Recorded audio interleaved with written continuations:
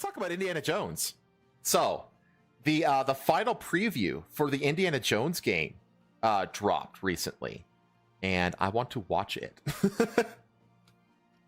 Okay. It's actually I've had like on my radar. Yeah, so this is an IGN feature. This is like a preview expose. The last truly great Indiana Jones movie came out 35 years ago. Since then, pop culture's most famous archaeologists' last two big screen outings have been flops. In fact, Indy's best work since The Last Crusade has come in video game form. I played that game! Lego Indiana Jones is LucasArts point and click. Lego Indiana It's so scrat. It's fucking amazing. It had character creation, dude. Yeah. I was able to make my own character and then go around on adventures with Indy and with like my cousin at the time was a big Indiana Jones fan. I wasn't. He was really into it, but I like games with character creation. So I was like, yippee! And then I bought it for myself and I played through all of it again with a friend.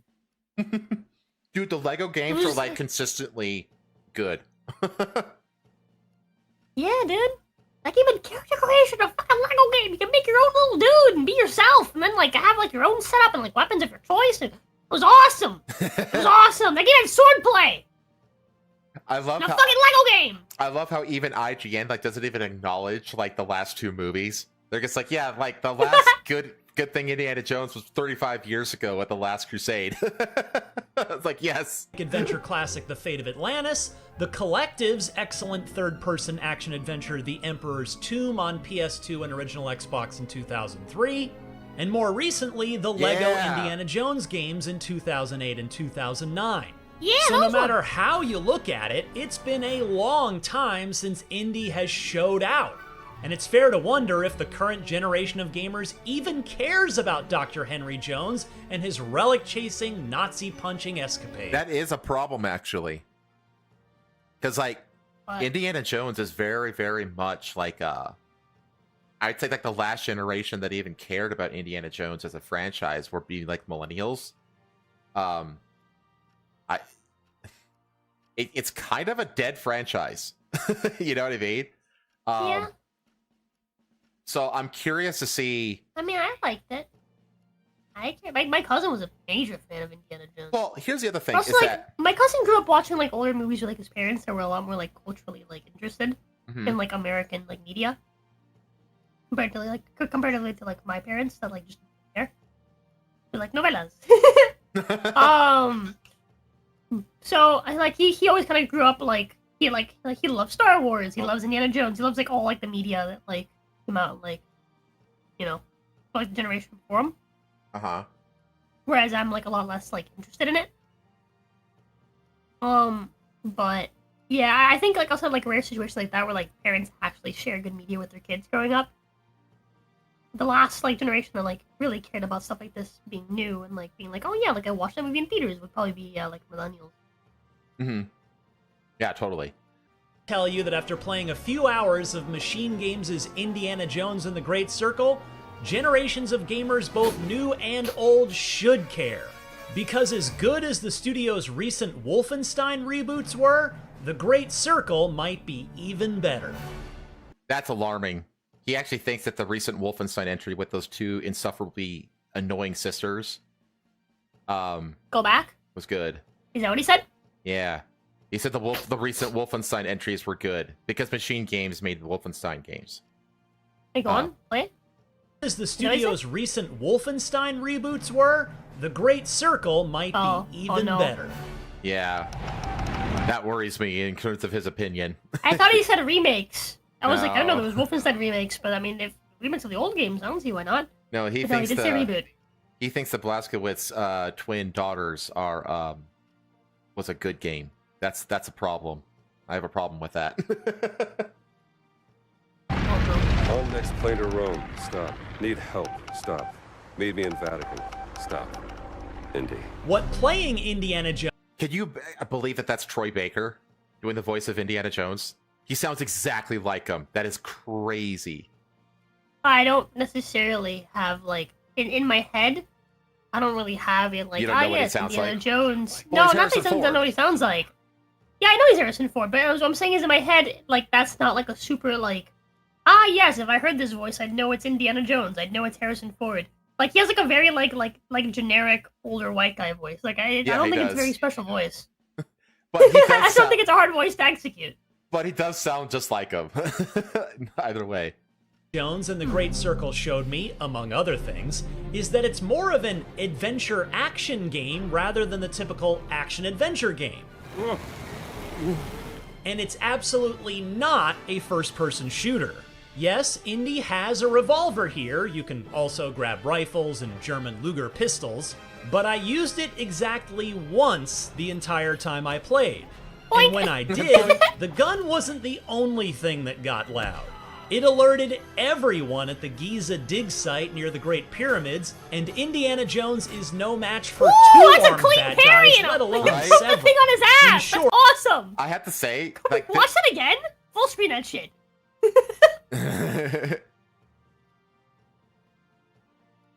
Thing that got loud.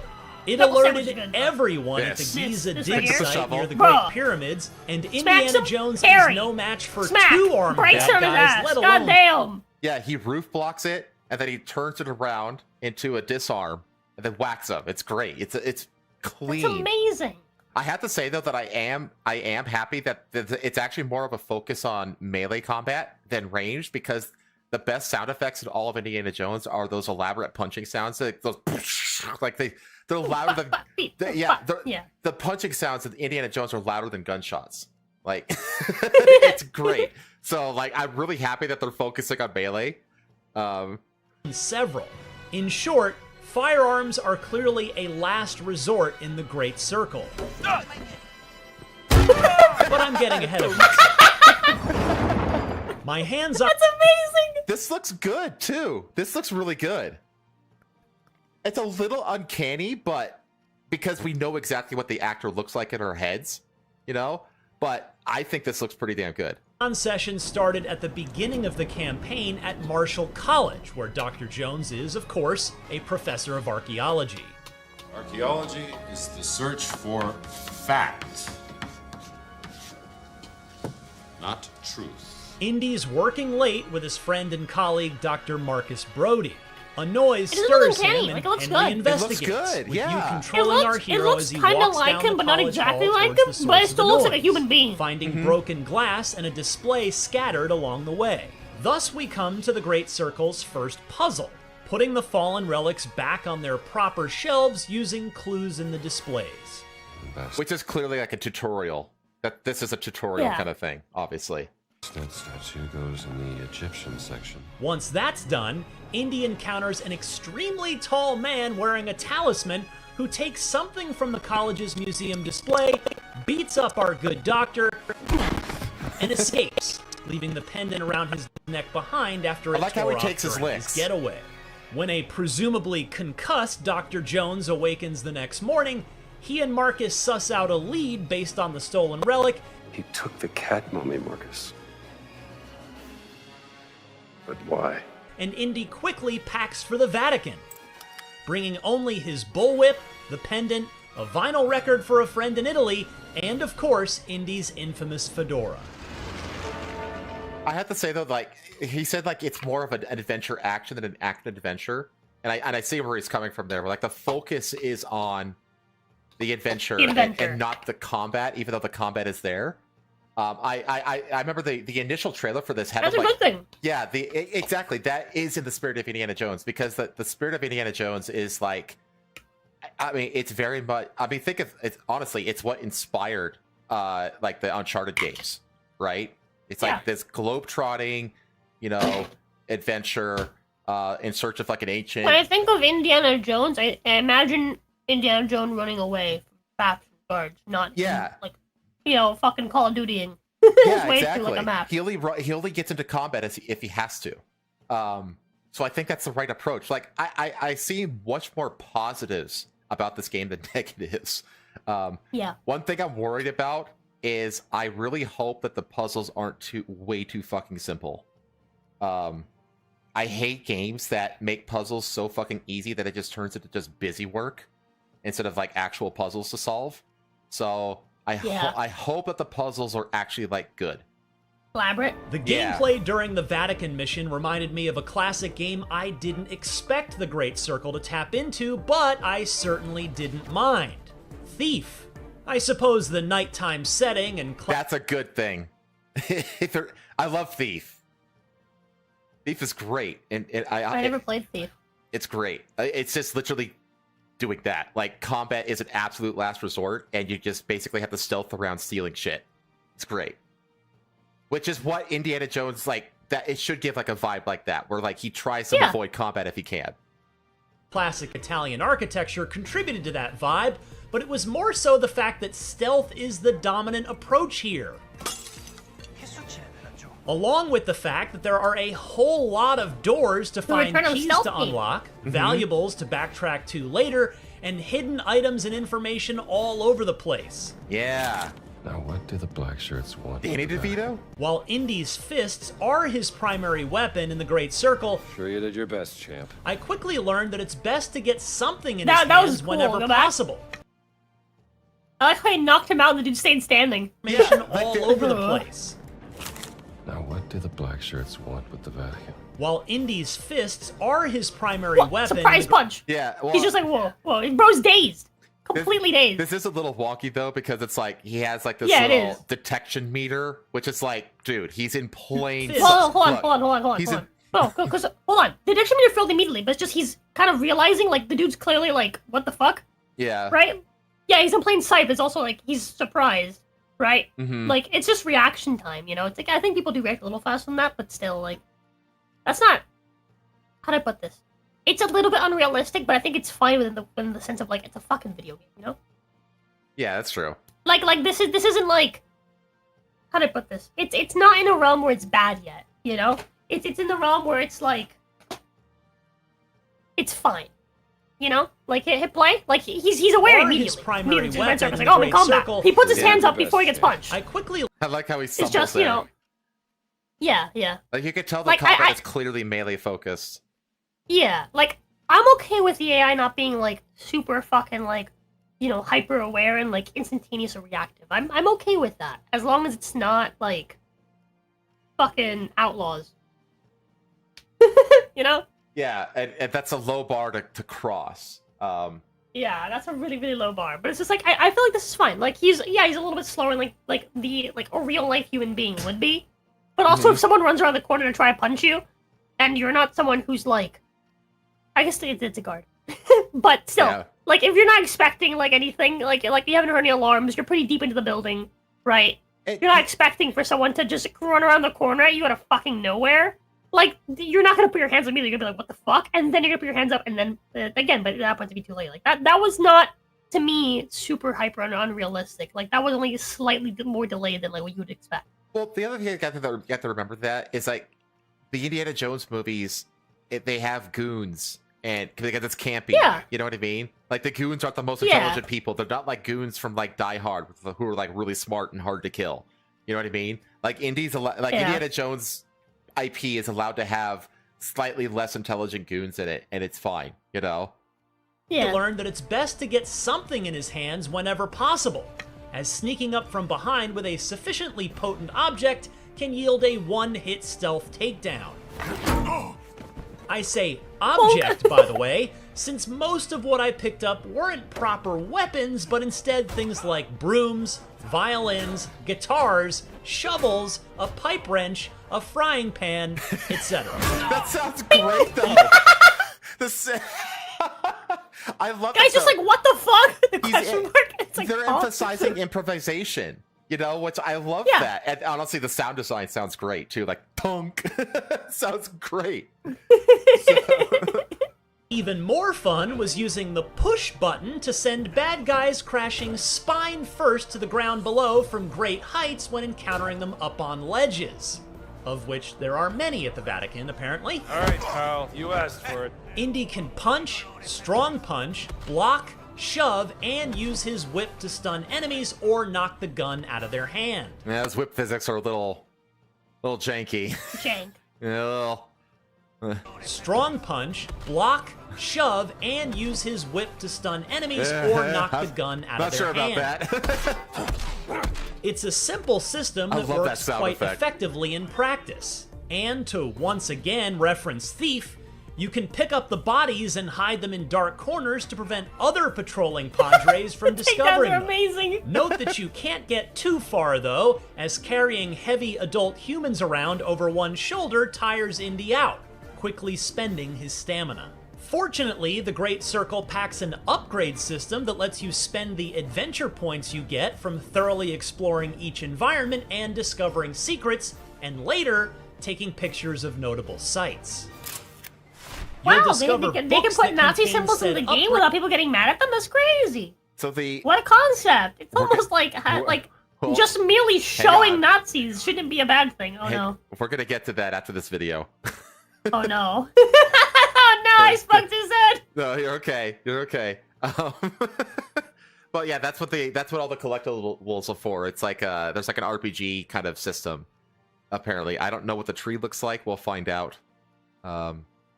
But you'll need. But honestly, this is normal for machine games because they do the same thing in Wolfenstein games. So need sufficient adventure points to actually apply the new skill. This is cool. You actually have to in order to get abilities, you have to find things in the game that this book is going to teach me how to do this, and then you have to have enough adventure points to actually. So you have to discover the ability before you can purchase it with adventure points. That's cool. So it's really encouraging you to explore around, which I like. Yeah. Punch Out, for example, replenishes your stamina when an enemy is knocked out. I also used Lucky Hat a few times, which gives you a second chance when killed, in which you're on the ground, the screen goes black and white, and your fedora is somewhere nearby. If you can crawl to it in time, you'll get back up and be able to continue on. That's so cool. That's cool. That's amazing. Fun. Yeah. It's not it's a generic second win. It's no, it's dependent on where your hat lands. I think that's fun. That's really fun. Weren't there more of you? In all, the upgrades fall into 5 categories. Oh, here we go. Survival, fitness, packing, brawling, and combat. Thus giving you incentive to not only fully explore each area, but to tailor Indy to your specific playstyle. The third and final section I got to play fast-forwarded me to Giza, Egypt, a bit later in the campaign. Here, Indy had already connected with Gina, an Italian reporter looking for her missing sister. Giza is wide open like an old Splinter Cell Chaos Theory mission. You can visit dig sites, a bazaar, and the Great Sphinx. And mercifully, street signs you find serve as fast travel points. You can highlight any area listed on the sign and you'll zip over there instantly, sparing you a lot of walking. Side of a Nazi dig site that I needed to literally get to the bottom of, where the elevator was. No one gets down to the tomb. Only to find that its 2 sources of power were disconnected. Why is this thing not working? This led to 2 more stealth sequences into separate caves to get them turned back on. One of which let me sadistically fry some Nazis who were standing in a pool of shallow water with a wire I just brought to life. That doesn't look very good. No, it doesn't. That doesn't look very good. And another even had me swimming underwater. Before finally getting to ride the reactivated elevator all the way down to the underground tomb. A stone glyph logic puzzle down there challenged me to place 3 round stone plates into their correct spots on a mural, triggering a beam of sunlight that shone across the room onto a wall. I picked up a nearby sledgehammer, bashed the wall a few times, and a hidden room was revealed. And there's something behind that. Inside was the relic It's such a typical thing for Indiana Jones to do. They just nonchalantly take a sledgehammer to ancient walls and shit. Nazis were after, but Indy had beaten them to it instead. Nazi idiots. Unfortunately, I soon ran out of time before my demo session ended. It turns out I'd spent more time than I should have in my limited preview window exploring other paths, taking on side quests, and taking photos of Giza. It is something, ain't it?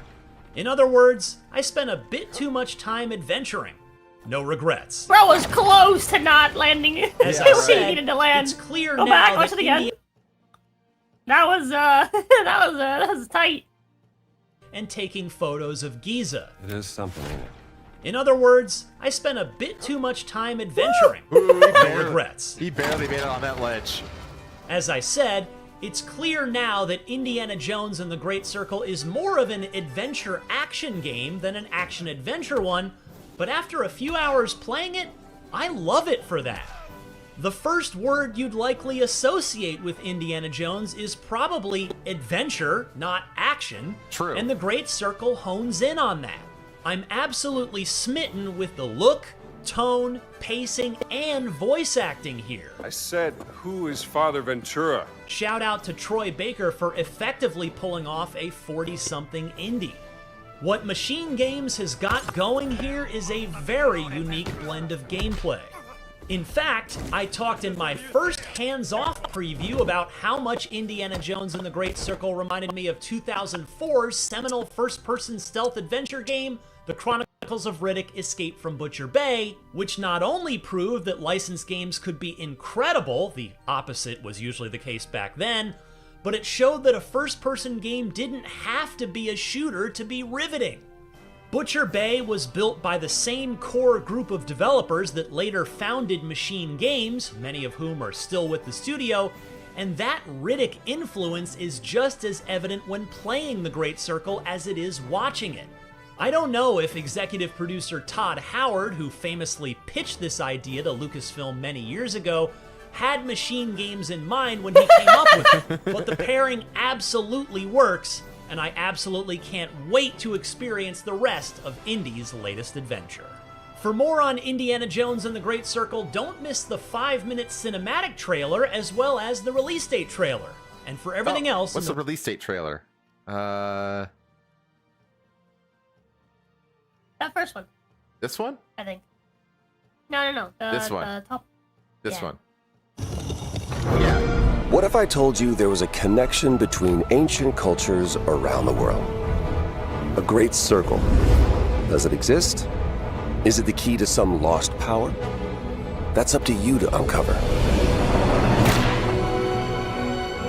I'm Troy Baker, and I play Indy. It's humbling playing a character that so many people, myself included, look up to. As a kid, seeing Indiana Jones in the theater for the first time was a defining moment for me. And I never would have guessed that all these years later, I would be the one wearing the hat. But here I am. It's been a dream come true. A dream that I cannot wait for you to live for yourselves. The beauty of a first-person game like this is that we all get to feel what it's like to become Indy. You are the one who cracks the whip, who feels the weight of every punch, and the thrill of finding every clue. Indy is such a unique character. A professor, That looked great. an archaeologist, professor. Wait.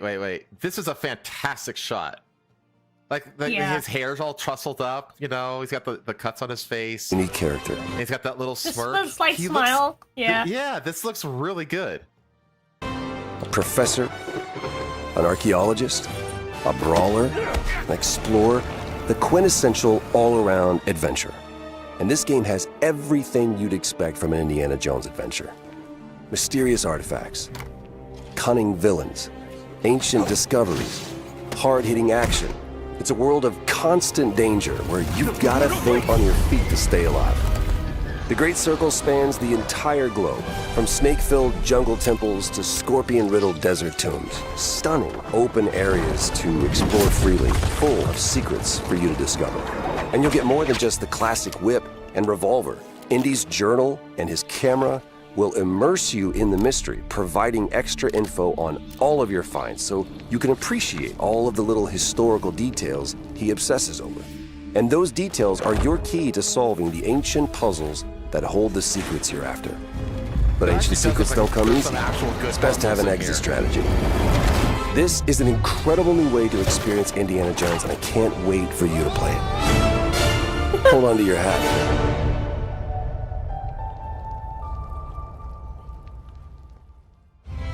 When is it coming? Oh, wow. 2 months. Wow. Yeah, that's real close. Actually, no, that's 1 that's month. 1 month. 1 month. Hell yeah. That's a month and a week. Dude, it's 5 weeks from now, chat. Yeah, like I'm absolutely gonna play this. This looks like a lot of fun. Like the now you mentioned the Nazi paraphernalia. There was this. People are mad. No, they're adding a disclaimer clarifying that the developers' decision to use Nazis as enemies should not be in any way construed to condone, glorify, or endorse their ideology. Yeah, no shit, they're the enemies. It's like, why would you have to say that? It's like, why would anybody assume that? Who in their right mind would assume it's like, oh, they use Nazis as the bad guys and put swastikas in their game. They must be Nazis too. Like, no one thinks that. Even the wokest of the woke don't think that. Like, what? You'd be surprised. People will get mad. People will get mad just because of the fact that there even is a Nazi symbol in your game. They're so adamant about it just not existing. It's insane. It's so stupid. The people that most yell Nazi are most, like, upset when they so much as see its fucking existence. They want it erased. I'm not going to read this because there's nothing. This is just it. This is the whole article right here, the title. It's just something to laugh at, but it's like, honestly, it's just going to show up for like 5 seconds. You push X, and then you never see it again. You know what I mean? Like, this is this is not enough to stop me from playing. Like, this game looks like a lot of fun. You know, it sounds like traveling suit outfit for pre-order. Yeah, it sounds like they've got. Is it only gonna be on PC and Xbox? I don't think so. So. No way. Is it Xbox only? Oh man, it is. Look, because it's got the X. Oh, it's Xbox exclusive. And PC. And PC. Well, PC it is. We both got pretty beefy PCs, so yippee! Should be all right. Cool.